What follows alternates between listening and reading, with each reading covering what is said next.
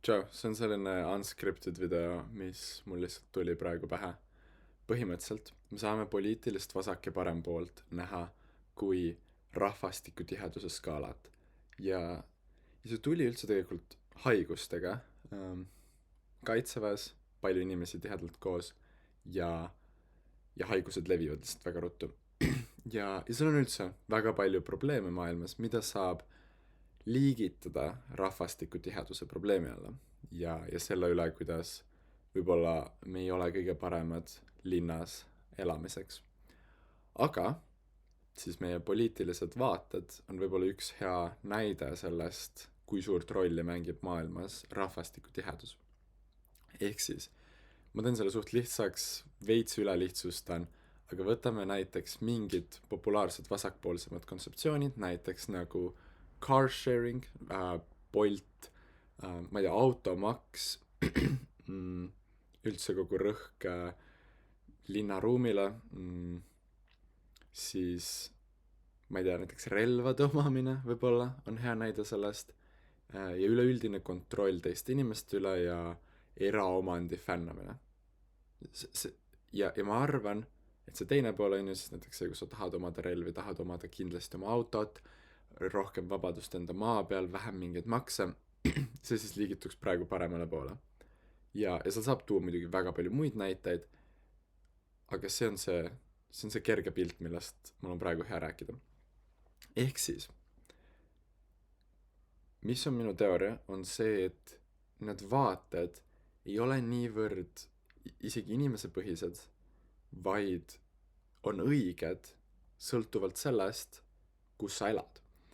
Ehk siis see ei ole lihtsalt see statistika, et linnas on progressiivsemad inimesed ja maal on konservatiivsemad inimesed, vaid et mõlemate jaoks need ongi õiged sellel hetkel, sest et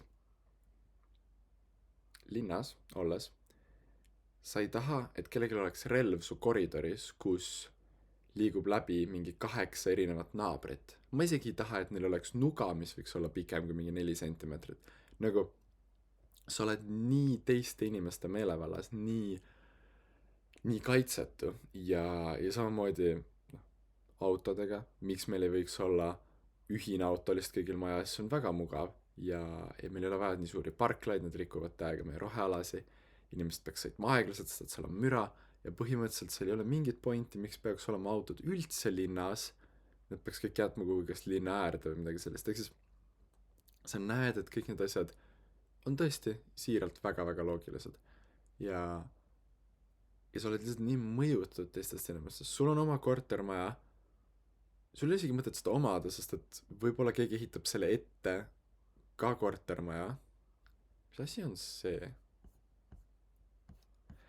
Keegi ehitab sinna ette mingi uue kortermaja, su vaade muutub, sa pead välja kolima, sest et mingeid muutusi tehakse linnas ja see on kogu aeg nagu, sa oled teiste meelevallas, ehk siis sa lood naturaalselt endale vaated, mis suudavad cope ida sellega, ehk siis minimalism, sa ei taha omada asju, sa rendid, sa liigud ringi, sa vahetad linnas ja see on täiesti normaalne.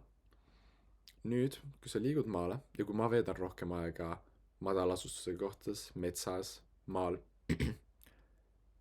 sul tuleb tung, et sa tahaks relvi lasta. Sa tahaks oma ala peal teha, mis sa tahad, sa tahad ehitada sinna hüpekat oma motokrossi rattale ja sul on vaja mitut autot, sest et sa pead vedama vahepeal asju ja siis sa tahaks ringi sõita ja sa tahad selle autoga tegelikult ka driftida seal ja, ja sa segad sellega tegelikult peaaegu mitte kedagi. Ja siis, kui sa juba saad neid asju teha, siis sa tahaks, et keegi ei sekkuks sinu nendesse asjadesse. Ja ma arvan, et suurem osa teist suudab seda radast ringi käia ja näha, kuidas sellises kontekstis parempoolsed vaated on väga loogilised ja ma arvan, meil ei ole kellelgi probleeme, kui maakohas keegi oma talus omab relvi, sest et sa isegi ei satu sinna kunagi liiga lähedale, sest et tal on aed ees, mis on tema majast mingi paari kilomeetri kaugusel ja sa ei tohiks sealt üle minna. See on see üks pilt. Nüüd me saame selle veits naljakamaks teha siis, kui me võtame arvesse seda, et sotsiaalmeedia on tehniliselt rahvastiku tihedus. Või noh, tihe rahvastus peamiselt. Sest et sa eksisteerid kohas, kus on võib-olla rohkem inimesi kui kõige suuremates maailma linnades. Ja mis sest me ei puutu sellega otseselt nii palju kokku, kui me just nagu mingi 10 tundi päevas ei scrolli, siis kas või tavalised inimesed, kellel on paar tuhat jälgijat ja sa engage'id paari tuhande kontoga, siis see on juba kõvasti rohkem, kui ükski meist päriselus kokku puutub igapäevaelus. kui ma kõnnin Rüütli tänaval Tartus ringi, ma võib-olla räägin mingi 3-10 inimesega ja nädala jooksul 100 erineva inimesega, aga see ei tule lähedalegi sellele, mille me puutume sotsiaalmeedias kokku. Ehk siis sotsiaalmeedia by definition on vasakpoolne ja promob vasakpoolseid mõtteid ja see on tegelikult huvitav. See nagu vajab mingit laadi teiste inimeste ohutuks tegemiseks, sest teised inimesed on meile liiga lähedal ja lähedal mingil kujul, mida võib-olla ei oleks kunagi olnud vaja. Ja ma ei saa aru, kuidas ma ei ole seda õppinud, nagu alati on linnades fucked olnud, nagu kõik haigused, kõik mingid näljahädad asjad olid nii palju hullemad ka mingi keskajal ja nii linnades. Ehk siis see probleem on alati olnud ja nüüd ma kujutan ette, et see kandub mingil kujul poliitiliselt ka edasi, kus meil on mingid poliitilised vaated, mida ei ole tegelikult vaja, kui me lihtsalt ei elaks nii tihedalt koos. Ja siit saab tuua, et tõeline parempoollane ei ole sotsiaalmeedias. Või isegi kui tal on see äpp, siis tal on sul mingi 50 followeri, kes on tegelikult vanemad ja mingi 2 paljaste dissidega kontod, mis nagu ei lähe sinna alla, ehk siis see on huvitav idee. Ja kui ma viitsin selle mingi päev mõelda, siis ma saaks selle tegelikult panna nagu üleüldisele poliitilisele kompassile, kus on ka sees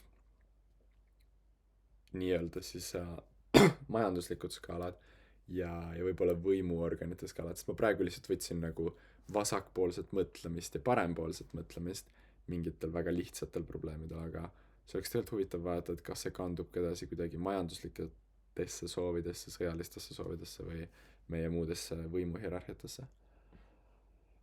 Okay, that's about it. Ciao.